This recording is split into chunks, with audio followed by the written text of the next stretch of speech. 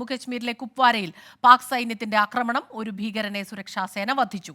Pak SSG കമാൻഡോയെയാണ് സൈന്യം വധിച്ചതെന്ന് സൂചന. ഒരു ജവാന് വീരമൃത്യു. പാക് ബോർഡർ ആക്ഷൻ ടീമിന്റെ ആക്രമണം പരാജയപ്പെടുത്തിയെന്ന് സൈന്യം അറിയിച്ചു. ഭീകരർക്കൊപ്പം പാക് സൈനികരുമുണ്ടെന്ന് ഇന്ത്യൻ സൈന്യം വ്യക്തമാക്കി. നിയന്ത്രണ രേഖയ്ക്ക് സമീപം മച്ചൽ സെക്ടറിലാണ് ഏറ്റുമുട്ടലുണ്ടായത്. അച്യുതൻ ചേരുന്നുണ്ട് ഡൽഹിയിൽ നിന്ന് വിവരങ്ങളുമായി. അച്യുതൻ, ഈ കഴിഞ്ഞ ദിവസമാണ് കാർഗിലിന്റെ 25ാം വിജയ ദിവസം നമ്മൾ ആഘോഷിച്ചത്. അത് സത്യം പറഞ്ഞാൽ അതൊരു കോയിൻസിഡൻസ് പോലെയാണെന്ന് തോന്നുന്നു. ഇപ്പോൾ പാക് സൈന്യത്തിന്റെ ഒരു കടന്നുകയറ്റം ഉണ്ടായിട്ടുണ്ട്, അല്ലെങ്കിൽ ഭീകരർക്കിടയിൽ പാക് സൈന്യത്തിൽ നിന്നുള്ളവരുണ്ട് എന്നുള്ള വാർത്ത സത്യം പറഞ്ഞാൽ ഞെട്ടിപ്പിക്കുന്നതാണ് അല്ലേ? സ്മിത, വളരെ ഗൗരവമായിട്ടുള്ള ഒരു സാഹചര്യമാണ് ഉണ്ടായിരിക്കുന്നത്. ഇന്നലെയാണ് കാർഗിൽ വിജയ് ദിവസവുമായി ബന്ധപ്പെട്ട ഈ ഭീകരവാദ പ്രവർത്തനങ്ങളോട് സന്ധിയില്ല എന്ന പ്രധാനമന്ത്രി നരേന്ദ്രമോദി ജമ്മു കാശ്മീരിൽ പറയുന്നത്. തൊട്ടു പിന്നാലെ ഇന്ന് പുലർച്ചെയോടെയാണ് കുപ്വാരയിൽ ഈ അതിർത്തി മേഖലയോട് ചേർന്ന് മച്ചലിലെ അതിർത്തി മേഖലയിൽ ഭീകര സാന്നിധ്യം തിരിച്ചറിയുന്നത്. തുടർന്ന് നടത്തിയ തെരച്ചിൽ അതിനൊടുവിലേക്ക് അത് ഏറ്റുമുട്ടലിലേക്ക് ചെന്നെത്തുകയായിരുന്നു.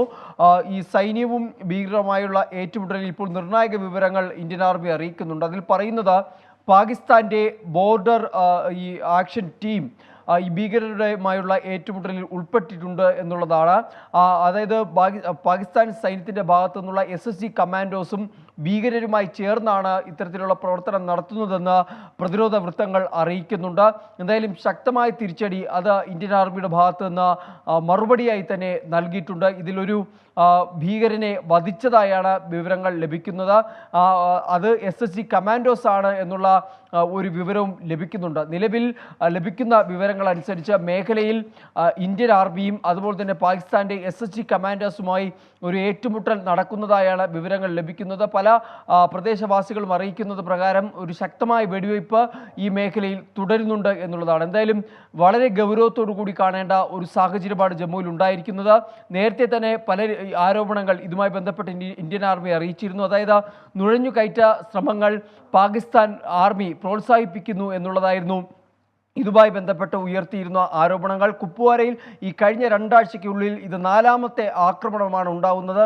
കഴിഞ്ഞ ഒരു മാസമായി തന്നെ ജമ്മു കാശ്മീരിൻ്റെ രജൌരി, പൂഞ്ച്, കുപ്വാര മേഖലകളിൽ നിരന്തരം ഭീകരാക്രമണങ്ങളും നടക്കുന്നുണ്ട്. എന്തായാലും ഗൗരവത്തോടെയാണ് ഈ സാഹചര്യത്തെ ഇപ്പോൾ നോക്കിക്കാണുന്നത്. സ്മിത. ശരി. അച്യുതനാണ് ഡൽഹിയിൽ നിന്ന് ഈ വാർത്തയുടെ വിശദാംശങ്ങൾ നൽകിയത്.